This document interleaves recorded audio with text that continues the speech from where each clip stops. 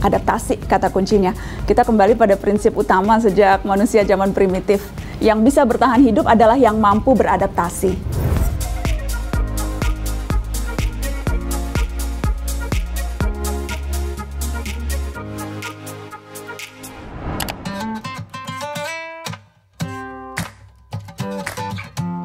Yang jelas, gaya hidup di rumah aja selama pandemi ini telah membuat teknologi digital menjadi basis kehidupan kita. Lihat aja deh bagaimana hampir semua aspek yang mempengaruhi kebutuhan kita bisa dikendalikan hanya dengan gawai di tangan. Kita mencari-cari berbagai kegiatan untuk mengisi waktu. Scrolling timeline di medsos, ya tentu masih relevan. Tapi menurut saya kita butuh cara lain untuk beraktivitas, untuk menghibur diri, untuk bersosialisasi secara digital. Dan rasanya peluang di industri digital terkait dunia hiburan dan edukasi masih akan terbuka sangat lebar di tahun 2021. Karena kita melihat 2021 ini masih menganut paham contactless economy atau less contact economy, sehingga tentunya kita melihat peranan industri digital ataupun dari traditional business masuk ke digital itu menjadi sangat penting bagi si calon pengusaha tersebut. Menurut aku sih tahun 2021 bisnis itu juga semakin beralih ke digital sih, dan akhirnya bisnis-bisnis yang akan awet gitu dan akan subur adalah bisnis-bisnis yang bisa masuk ke digital itu tadi. Apa yang bagus untuk dilakukan di 2021? Karena behaviornya pasti customernya berbeda nih. Karena kalau dulu orang suka di dalam ruangan, suka aktivitas keluar-keluar, mungkin sekarang lebih banyak di rumah karena kebiasaan kemarin di stay at home segala macam, jadi suatu rutinitas yang kebiasaan. Jadi kita harus lihat peluangnya itu, dan orang nggak senang di dalam ruangan, senang outdoor activity nih. Kalau kita lihat behaviornya orang-orang sekarang nih melakukan, ada yang lari, naik sepeda, naik gunung, jadi mereka lakukan outdoor activity-nya. Mungkin dilihat bisnis-bisnis yang bisa mencakupi dengan hal-hal tersebut gitu. Apa sih yang mereka suka waktu di outdoor gitu.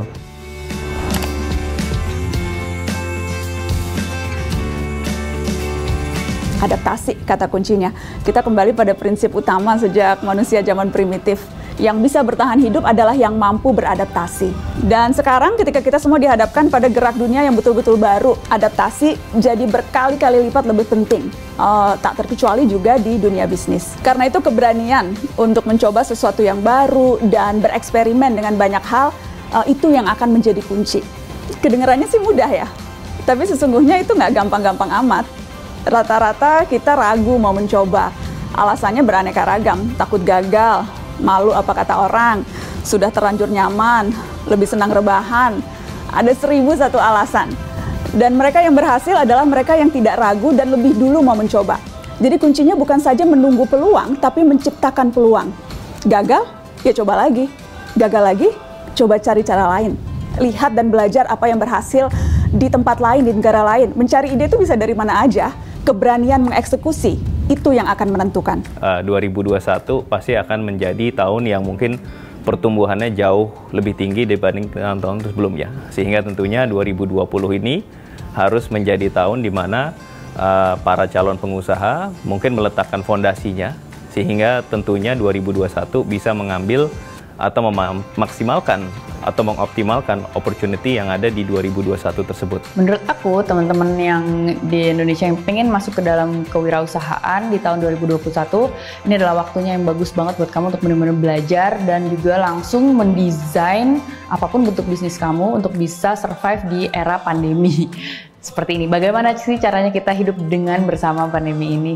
At least marketingnya, jualannya harus ada di digital platform, sehingga apapun yang terjadi, masyarakat bisa tetap mengkonsumsi barang ataupun jasa kamu. Apa yang Anda punya, bakat apa yang Anda punya, passion apa yang Anda punya, itu adalah jurus yang terbaik.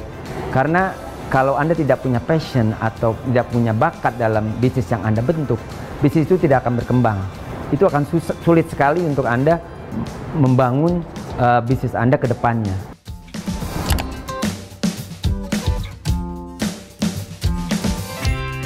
Kita harus bisa bangun kesehatan, bangun imunitas, dan juga dibutuhkan endurance yang panjang agar bisnis dapat sustain, dapat grow, dan juga dapat memberikan impact.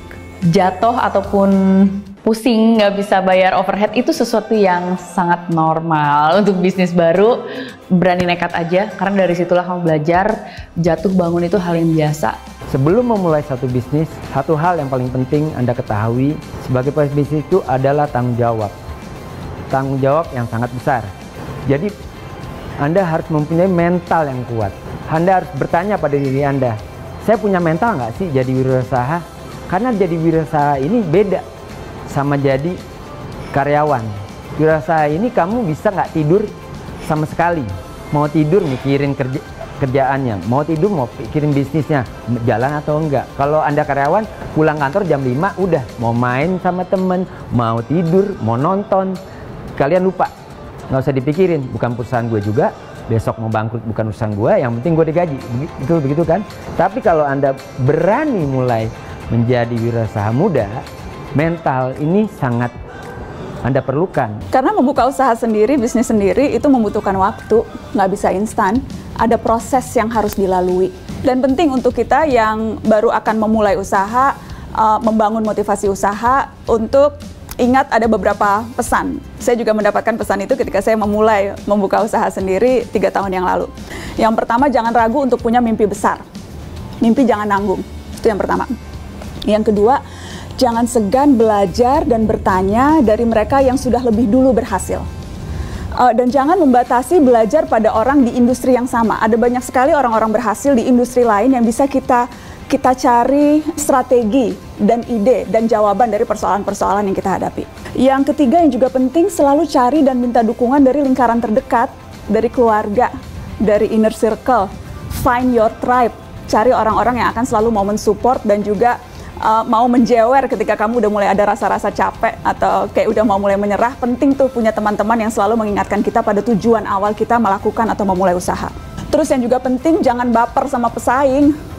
Udah hadepin aja, lihat apa yang mereka punya, lalu putar otak untuk cari cara yang berbeda yang akan bisa membuat produk atau jasa kita punya diferensiasi. Apa yang mereka punya dan apa yang bisa kita tawarkan. Mungkin cuma itu, yang lainnya percaya diri sih. Dan mungkin juga nggak usah terlalu dengerin orang. Mungkin juga nggak perlu terlalu dengerin apa yang saya bilang sekarang. Setiap orang pasti punya situasi yang berbeda-beda. Jangan kebanyakan mikir, udah langsung aja kerjain, get started.